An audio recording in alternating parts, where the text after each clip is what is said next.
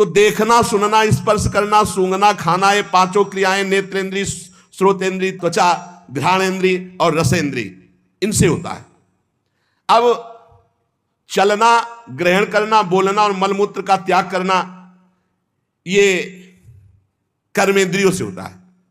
चलना पादेंद्री, कुछ पकड़ना, ग्रहण करना, छोड़ना, हाथों से हस्तेंद्री, बोलना, इसी जबान में दो इंद्रियां, रसेंद्री और वाकेंद्री, एक कर्मेंद्री एक ज्ञानेंद्री। वाकेंद्री से बोलना होता है, और मल त्याग गुदाद्वार से होता है, और लघु शंका त्याग जनेंद्री से होता है। ये 5 कर्मेंद्रियां हैं। कर्मेंद्रिय और ज्ञानेंद्रियों को हम जानने वाले, हम कर्मेंद्रिय और ज्ञानेंद्रिय नहीं है।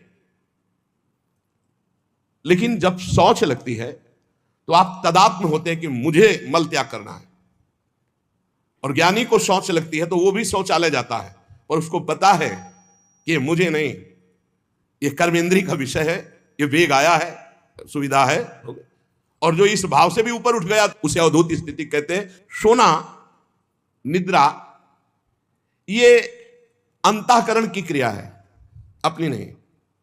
जैसे देखना, सुनना, स्पर्श करना, सूंघना, खाना है ज्ञानेंद्री, और चलना, ग्रहण करना, बोलना, मल और मूत्र का त्याग, ये 5 क्रियाएं 5 कर्मेंद्री से। तो जो नींद है, अंतःकरण का विषय है, ये अपना विषय नहीं है। श्वास लेना, ये प्राणों का विषय है, अपना विषय नहीं, जो मैं का विषय नहीं। बहुत सुंदर अगर समझ में आ जाए। आंख खोलना, मूंदना, ये प्राणों के अंतर्गत ही आती, प्राण शक्ति से आंख खुलती है, आंख मूंदती है।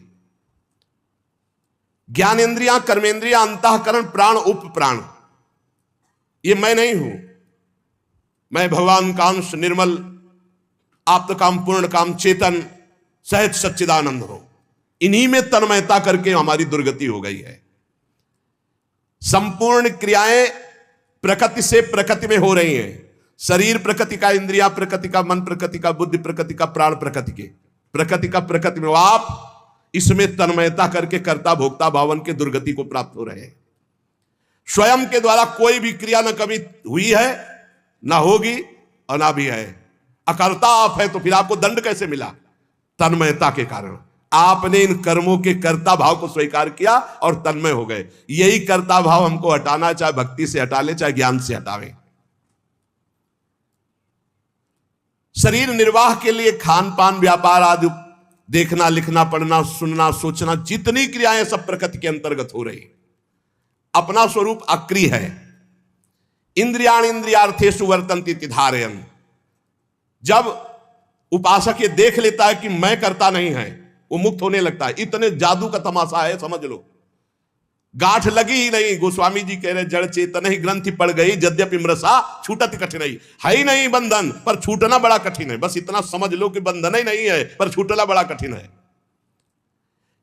कर्तापन तुमने स्वीकार किया तो तुम्हारी दुर्गति पक्की है। चाहे शुभ कर्म करो, चाहे अशुभ कर्म। शुभ से स्वर्ग आदि लोक, अशुभ से नरक आदि, और दोनों से मृत्यु लोक। आवागमन बंद नहीं होने वाला। क्या करें? तो बड़ी कठिन समस्या है। यही कठिन समस्या है। ज्ञानेंद्री, कर्मेंद्री, अंतःकरण, प्राण, उपप्राण, ये सब प्रकृति के हैं, ढांचा सहित। शब्द, स्पर्श, रूप, रस, गंध, ये प्रकृति के हैं। वो 5 ज्ञानेंद्रियां उनको प्रकृति में भोग रही। इंद्रियां इंद्रियों में, विषयों में बरत रही हैं। आप इनको देख रहे हैं, दृष्टा हैं, पर आप तन्मयता कर लेते, मैंने देखा, तो फिर उसका दंड भी तो भोग मिलेगा। क्या देखा और कैसे देखा? मैंने सूंघा, मैंने बोला, मैंने चखा, मैंने सुना, मैंने किया, तो उसका भी आपको हिसाब देना पड़ेगा।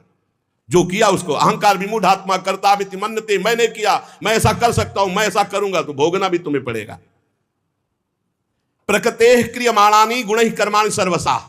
जितने कर्म हो रहे हैं गुणों से प्रेरित होकर के प्रकृतिमयी इंद्रियों के द्वारा प्रकृति में ही हो रहे हैं। आप बिल्कुल निर्लेप हैं। प्रकृत्यैव च कर्माणि क्रियमाणानि सर्वशः। गुणों का कार्य होने से इंद्रिया और उनके विषय सब प्रकृति के ही है। अब समझ में ना आवे तो इसको दूसरे रूप में ले लो, भक्ति भाव के रूप में। जब तक आप स्वयं कर्ता और भोक्ता बनेंगे तब तक आपका बंधन कटना मुश्किल है। ये ज्ञान का विषय था, इसे भक्ति के विषय में ले लो। हमारे द्वारा जो भी क्रियाएं हो रही हैं, हम उनके दो विभाग देखते हैं, एक अच्छी क्रियाएं और एक बुरी क्रियाएं। बिल्कुल सरल भाषा में आपको बता रहे हैं। जो अच्छी क्रियाएं हैं वो शास्त्र सम्मत है, जो बुरी क्रियाएं हैं वो शास्त्र विरुद्ध है। बुरी क्रियाओं को अशुभ कर्म कहते हैं, अच्छी क्रियाओं को शुभ कर्म कहते हैं। शुभ और अशुभ कर्म ये गुणों से प्रेरित होते हैं। सतोगुण तो शास्त्र सम्मत, रजो और तम मिश्रित या तमोगुण या घोर रजोगुण ये शास्त्र विरुद्ध आचरण कराएंगे। अब अपने को भगवान की शरण में हो जाना, गुणों की शरण में नहीं। भक्ति का मार्ग, पूरा शरीर इंद्री प्राण उप प्राण सब, हे नाथ मैं आपकी शरण में। ये तो समझ में आ रहा है ना? ज्ञान वाला समझ में ना आ रहा हो तो ये तो समझ में आ रहा है कि पूरा ढांचे सहित जो इसमें स्थूल हो, सूक्ष्म हो, कारण हो, प्राण हो, उप प्राण हो, इंद्रियां हो, कर्म, जो भी महाराज पूरा सिस्टम आपकी शरण में। समझ में आ गया? ठीक। अब हमको देखना है कि हमारे द्वारा जो अच्छा काम हो रहा है वो भगवान की प्रेरणा से हो रहा है। जीवन मुक्त होना है तो बात इस बिल्कुल सरलता से समझा रहे हैं।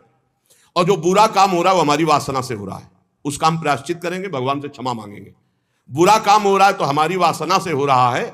इसमें क्या होगा कि अगर ये भेद नहीं तुम रखोगे और कह दोगे जब पूरा समर्पण कर दिया तो फिर आपसे बुरे कर्म उत्साहपूर्वक होने लगेंगे, क्योंकि अंदर का सिस्टम अभी समर्पित नहीं हुआ, बाहर से तो हमने कह दिया। अब अंदर का सिस्टम जब तक समर्पित नहीं होगा तब तक वो फिसल कर बुरे आचरणों में जाएगा। तो हमको क्या करना है? गुण तुम्हार समुझे निज दोषा और जय सब भांति तुम्हार भरोसा। भरोसा दृढ़ आपका।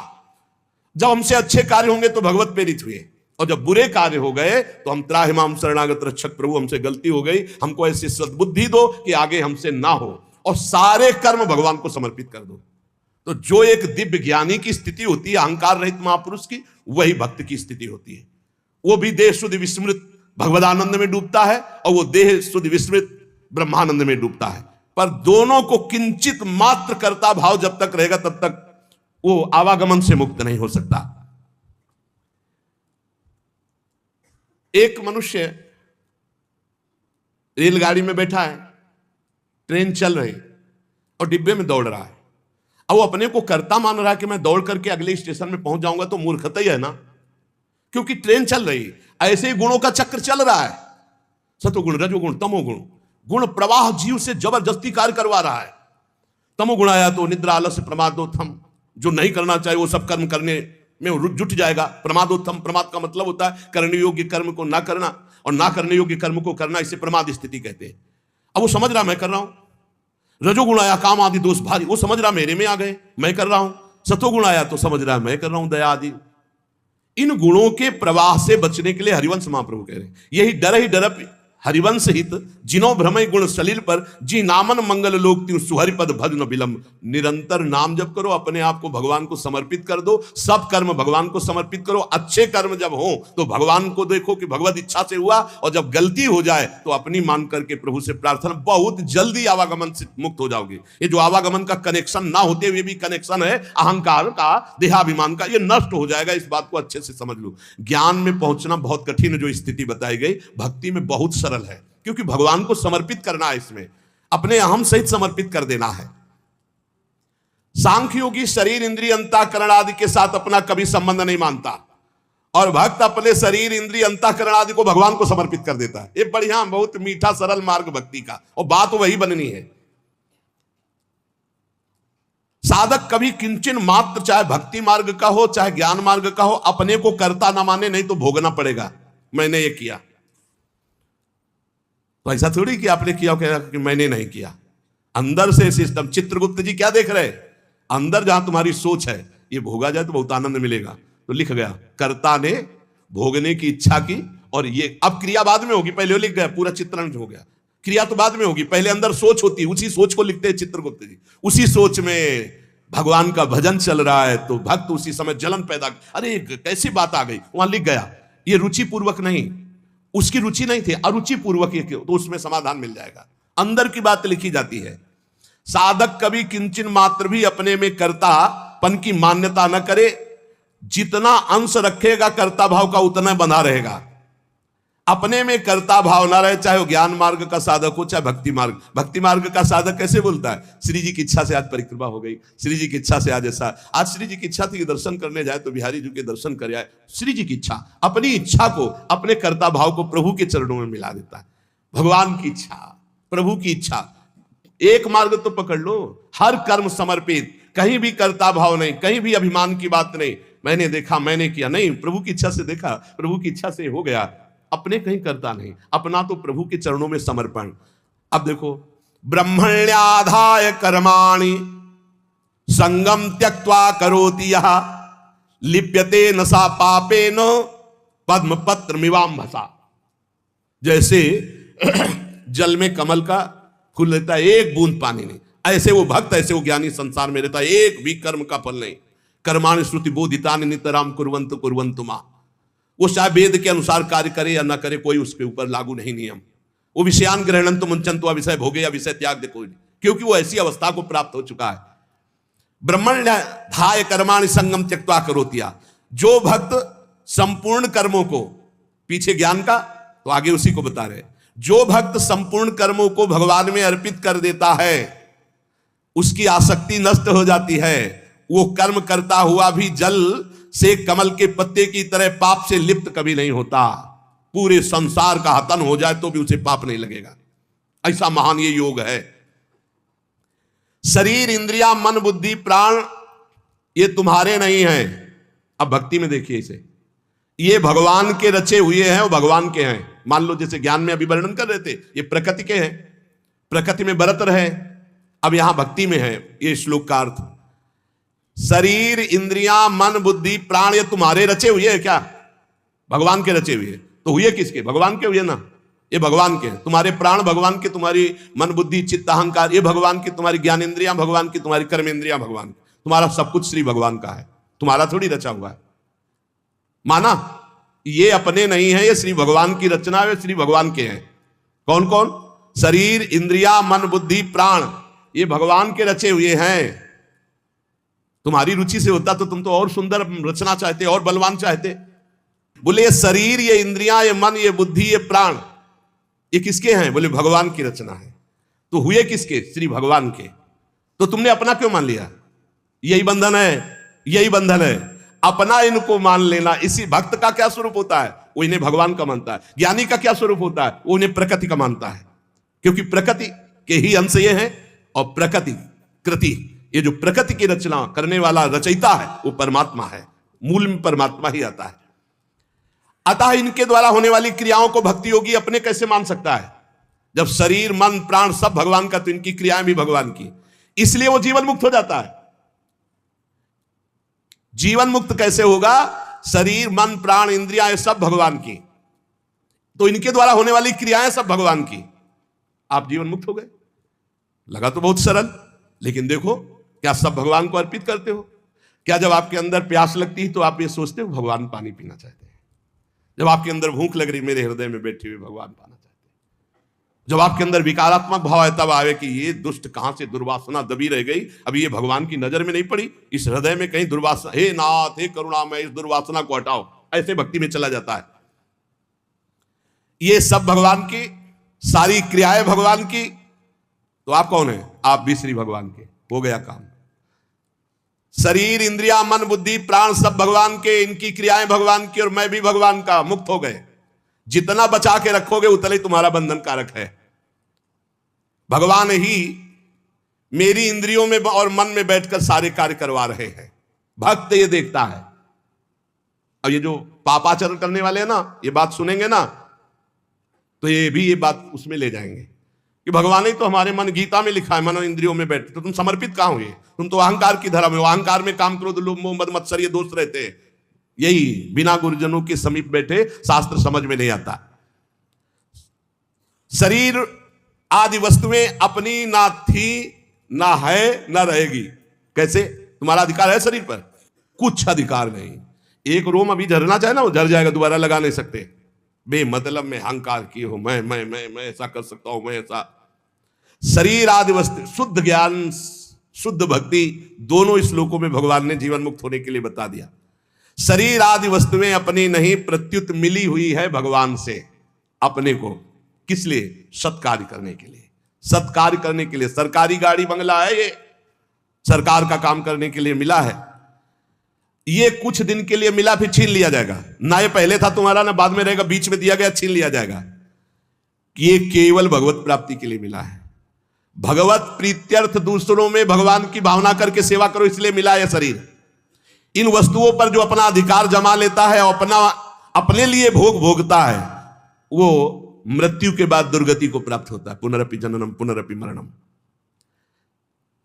इस शरीर को ना तुम बदल सकते हो, ना मरने से रोक सकते हो।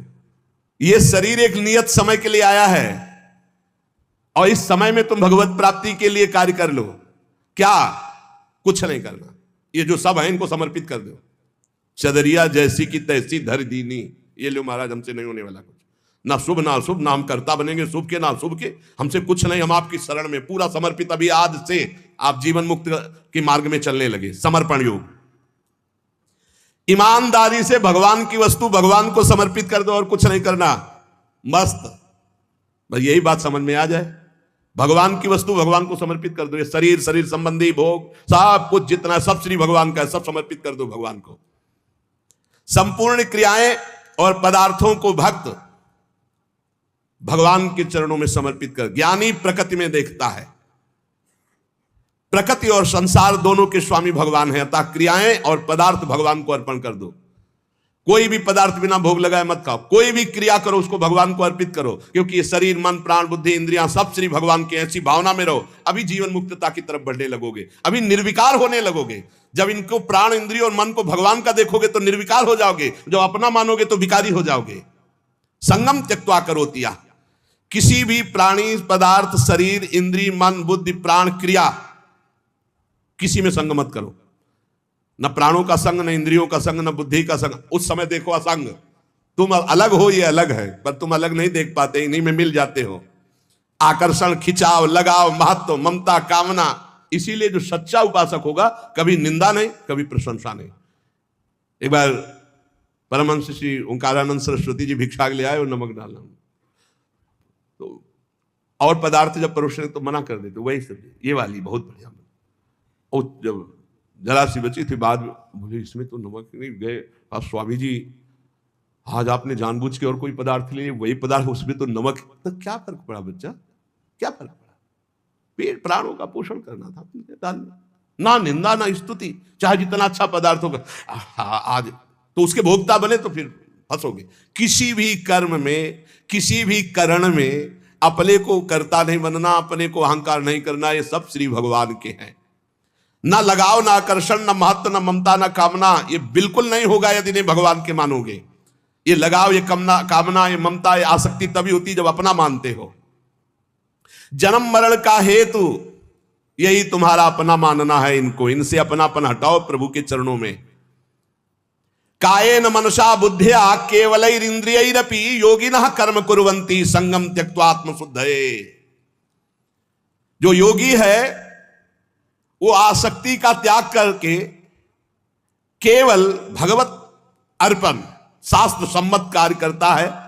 इंद्रिया, शरीर, मन, बुद्धि, अंतःकरण ये परम शुद्ध हो जाते हैं जब केवल भगवत प्रीत्यर्थ। पाप होते हैं स्वयं प्रीत्यर्थ, अपने प्रीत्यर्थ, और भगवत प्रीत्यर्थ होते हैं परम पवित्र, हृदय पवित्र, शरीर पवित्र, इंद्रिया पवित्र, बुद्धि पवित्र। भेद समझ लो। जब अपनी प्रसन्नता के लिए अपनी प्रीत्यर्थ भोग भोगोगे तो पाप कर्म बन जाएगा। जैसे भगवान ने कहा जो अपने लिए पकाता है वो पाप खाता है। अपने लिए जो करोगे, अपने लिए सुख लेने की भावना करोगे, उससे निश्चित पाप बन जाएगा। और जो शास्त्र सम्मत भगवत प्रीत्यर्थ करोगे तो शरीर पवित्र, मन पवित्र, बुद्धि पवित्र, चित्त पवित्र, उसी पवित्रता में अनुभव होता है चेतन अमल सहज सुख राशि अपने स्वरूप का। आसक्ति का त्याग करके केवल ममता रहित, इंद्रियों सहित शरीर, मन, बुद्धि, अंतःकरण ये भगवत प्रीत्यर्थ कार्य करे तो तत्काल इनकी शुद्धि होती है और वो शुद्ध हो महापुरुष विविध प्रकार के कर्म करता हुआ भी अगला जन्म उसका नहीं होता। सब कर्म भस्म हो जाते हैं। जिनको साधारण मनुष्य कहते हैं वो शरीर, इंद्रिय, मन, बुद्धि से कोई भी कार्य करने के पहले एक संकल्प बनाते हैं, ध्यान रखना, और उसमें कर्ता बनते, मैं करूंगा। और जब कोई भक्त करता है तो भगवान की प्रेरणा देखता शास्त्र सम्मत है कि नहीं, भगवत प्रेरणा से ये कर्म हो रहा है, इस कर्म में शास्त्र आज्ञा है कि नहीं, हाँ है। तो इंद्रिया, मन जो उसमें बर्ताव कर रहे हैं वो सब भगवान के है, प्रेरणा भगवान की, और कार्य का फल भी भगवान को समर्पित, वो जीवन मुक्त हो गया। आसक्ति का त्याग करना बड़ा कठिन है। शरीर आसक्ति, इंद्रियों में आसक्ति, मन में आसक्ति, बुद्धि में आसक्ति, चित्त में आसक्ति, इस आसक्ति का ही त्याग होता है सत्संग से। संगम त्यक्त्वा, ये जो संग त्याग, आसक्ति त्याग है, ये सत्संग से होता है। रोज धैर्य पूर्वक जैसे सत्संग सुन रहे हो तो इतना तो दिमाग में आ ही रहा है अब कि मैं शरीर नहीं हूं, मेरी इंद्रियां, बुद्धि, मन, प्राण, ये सब भगवान की रचना है, और भगवान की रचना से जो भी हो रहा है वो भगवान की रचना प्रकृति में हो रहा है। मैं व्यर्थ में फंस रहा हूं, अहंकार करके, भोक्ता भाव करके। नहीं अनुभव में आ रहा, पर सुनने में तो आ गया। पहली बार ही सुना हो तो ये शास्त्रीय शब्द अंदर जाएंगे, व्यर्थ नहीं रहेंगे। दो बातें आज पकड़ लो फिर ध्यान से, प्रायः ये होती रहती है। मेरे पास जो कुछ भी है, शरीर, इंद्रिया, मन, प्राण, बुद्धि, चित्त, धन, संपत्ति, मकान, स्त्री, पुत्र, परिवार, ये सब भगवान का दिया हुआ है। मानते हो? अंदर से देखो, भगवान का ही दिया हुआ है। ये भगवान की दी हुई वस्तु मैं भगवान को समर्पित करता हूं। तो दीयम वस्तु गोविंदम तुभ्यमेव समर्पये। हे भगवान, आपके द्वारा दी हुई सब कुछ, नाथ सकल संपदा तुम्हारी, नाथ सकल संपदा तुम्हारी, और मैं सेवक समेत सुतनारी। और रात दिन भगवान का भजन करने की चेष्टा करो। राधा राधा राधा। बहुत कठिन है संसार से मुक्त होना। दो पद्धति में एक तो स्वीकार करना पड़ेगा, या ज्ञान योग और या भक्ति योग। तो भक्ति योग बहुत सरल योग है, इसमें सब साधन भगवान को और सब करण भगवान के है, बस इतना समझना है। सब करण भगवान के हैं, चाहे इंद्रियां हो, चाहे अंतःकरण हो, चाहे पदार्थ हो, बाहर भीतर जो कुछ श्री भगवान की रचना।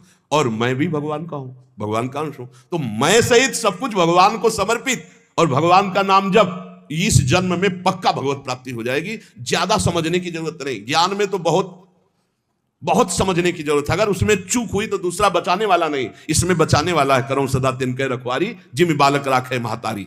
युक्ता कर्म फलम त्यक्त्वा शांतिमाप्नोति नैष्ठिकीम, अयुक्ता काम कारेण फले सक्तो निबध्यते। जो योगी है वो फल का त्यागी होता है, कर्म का त्यागी नहीं। कर्म जो आया उसको किया, और फल वो भगवान को समर्पित कर दिया। कर्म भी भगवान को समर्पित कर दिया। पर कर्म त्यागी का मतलब मैं ये कर्म क्यों करूं जब मुझे फल की आकांक्षा नहीं। नहीं, कर्म करना चाहिए। गृहस्थ में हो तो अपने अपने धर्मानुसार जो आपको कर्तव्य कर्म मिला है, विरक्त हो तो अपने अपने धर्मानुसार जो आपको कर्तव्य कर्म मिला है। भगवान ने कहा मेरे लिए कोई कर्म नहीं, फिर भी मैं कर्म करता हूं। सबको कर्म करना चाहिए, पर कर्म फल में भगवान के ऊपर उसको समर्पित कर देना चाहिए। कर्म फल में समान भाव रखना ये योगी का लक्षण है, और कर्म फल में वो कर्म अभिमानी पुरुष का लक्षण है कि ये फल मिला, नहीं मिला तो अश्रद्धा हो गई, अशांति हो गई। लेकिन जो योगी है वो सुख दुखे समय कृत्वा लाभालाभो जयते हो, चाहे हानि हो, चाहे लाभ हो, चाहे जय हो, चाहे पराजय हो, चाहे सुख हो, चाहे दुख हो, उसमें समान भाव रखता। क्यों? कर्म फल की आशा ही नहीं की, हमें तो केवल कर्म करने का आदेश था। उसको कर्म किया, शास्त्र सम्मत, फल तो भगवान को समर्पित है। कर्म करना और कर्म फल की त्याग वृत्ति रखना, तो तत्काल शांति प्राप्त होना शुरू हो जाएगी। देखो कितना आनंद है। हम कर्म फल चाहते ही नहीं, हमें करना है, हमें भजन करना है, हमें साधन करना है, हमें अपने अपने जो कर्म है वो करने, वो फल की तरफ भगवान देखे। जोई जोई प्यारो करे सोई मोई भावे, अभी शांति। युक्ता कर्म फलम त्यक्त्वा शांति मापनोति नैष्ठिकीम। जितना जलन, जितनी अशांति फल को लेकर के है, कर्म को लेकर सावधानी नहीं है, फल को लेकर है। फल में बोले अब हमें भगवान से श्रद्धा हो गई तो तुम्हारा ही पतन होगा, भगवान का थोड़ी वहां कुछ होना, तुम्हारा ही पतन होना है। सकाम मनुष्य कामना के कारण फल में आसक्ति हो जाती है, इसलिए वो बंधता है, जलता है, दुर्गति को प्राप्त होता है। देखो, संचित कर्मों के अनुसार प्रारब्ध बनता है, और प्रारब्ध के अनुसार मनुष्य का जन्म होता है। और मनुष्य जन्म में जो नए कर्म होते हैं, नए कर्म संस्कार बनते हैं, वो तुरंत उठकर संचित में चले जाते हैं। भोगना तो प्रारब्ध ही पड़ता है, शुभ और अशुभ। कर्म फल की आसक्ति त्याग कर दो तो संचित भी भस्म हो जाएंगे, और नए कर्म संचित में जाके जमा नहीं होंगे, और प्रारब्ध भोगकर भगवत प्राप्ति हो जाएगी। प्रारब्ध भोगना पड़ेगा, ये कमर कस लो। ये जो तुम्हें कह रहे हैं कि हम नष्ट कर सकते हैं छूछा से, भगवान बोल रहे हैं, जगत गुरु बोल रहे हैं, हम नहीं बोल रहे हैं। प्रारब्ध भोगना पड़ेगा, अवश्य में भोक्तव्यम कृतम कर्म शुभाशुभम। भूल भुलैया में मत फंसो, तुक्का जम जाता है कभी कभी। तुम्हारा प्रारब्ध अच्छा आ गया और तुम हमारे पास आए, तुम्हारा काम बन गया, बोले बाबा से काम बन गया। बाबा से काम नहीं बना, तुम्हारा प्रारब्ध काम बना दिया, तुम्हारा पुण्य काम कर गया। जो कर्म फल की आसक्ति का त्याग कर देता है उसके कर्म भस्म हो जाते हैं, भुने हुए चने के समान फिर बीज नहीं देते, फिर वो बंधन कारक नहीं होते। जैसे भुना हुआ चना है, अब ना उसमें अंकुरण होगा, ना पेड़ होगा, ना उसमें बीज होगा, जड़ से खत्म हो गया, अब उसमें कोई सत्ता नहीं। तो जो कर्म फल की आशा ना रख करके केवल भगवत प्रीत्यर्थ किया जाता है, वो उसे बांध नहीं सकता, उसे जन्म मरण में नहीं पहुंचा सकता। नहीं तो चाहे शुभ कर्म हो, अच्छा कर्म हो या बुरा कर्म, उसे जन्म मरण में फंसा देगा। कर्मफल चार प्रकार के होते हैं। एक होता दृष्ट कर्मफल, और एक होता अदृष्ट कर्मफल, और एक होता प्राप्त कर्मफल, और एक होता अप्राप्त कर्मफल। दृष्ट कर्मफल कहते हैं वर्तमान में किए जाने वाले नए कर्मों का फल जो तत्काल प्रत्यक्ष मिलता दिखाई देता है।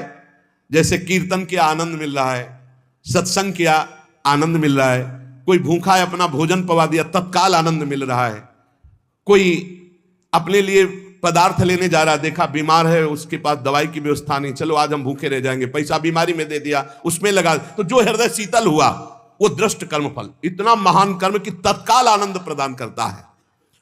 और अदृष्ट कर्मफल वर्तमान में किए जाने वाले नए कर्मों का फल जो अभी तो संचित रूप से संग्रहित होता है, आगे जन्म में मिलेगा जाकर के।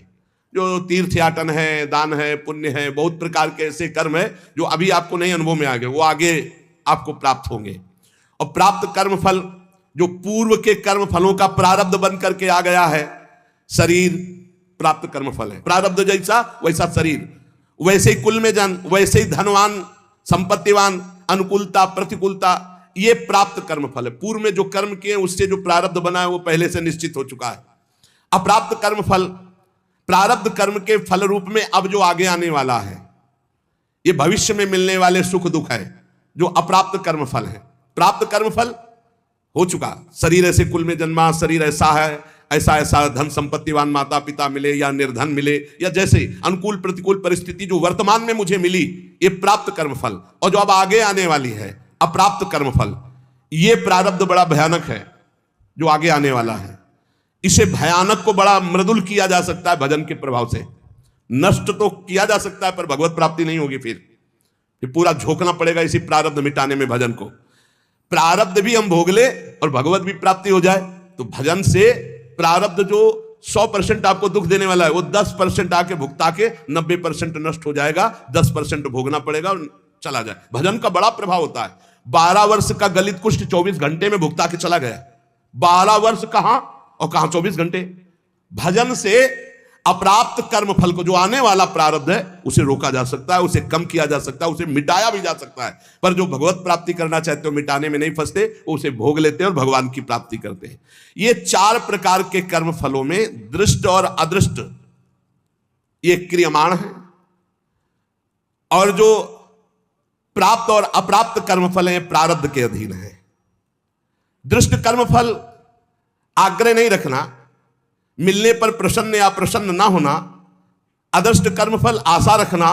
प्राप्त कर्मफल में ममता न करना, मिलने पर सुखी दुखी ना होना। अप्राप्त कर्मफल मिट जाए ऐसी आशा न रखना, ये भक्त के हृदय में होता है। चारों प्रकार के कर्मफल भक्त के हृदय में कोई प्रभाव नहीं डाल सकते। इसलिए उपासक को चाहिए कि भगवान की प्रसन्नता के लिए शास्त्र सम्मत कर्म करे, कर्म फल भगवान को समर्पित कर दे और निरंतर नाम जप करे, तो इस कर्म की झंझटों से बचकर भगवत प्राप्ति हो जाएगी। नाम जप और भगवत समर्पण, ये 2 शास्त्रों में बहुत जोर की बात है। जो कुछ मेरे पास है मैं सहित भगवान को समर्पित, नाम जप, सब ठीक हो जाएगा, बुद्धि ठीक हो जाएगी, मन ठीक हो जाएगा, कर्म संस्कार मिट जाएंगे, भगवत प्राप्ति हो जाएगी। नाम संकीर्तनम यस्य सर्व पाप प्रणाशनम। खूब नाम जप करो और अपने आप को भगवान को समर्पित कर दो। शेष भगवान देख लेंगे, संभाल लेंगे। शेष चर्चा आगे। श्री राधा वल्लभ लाल की।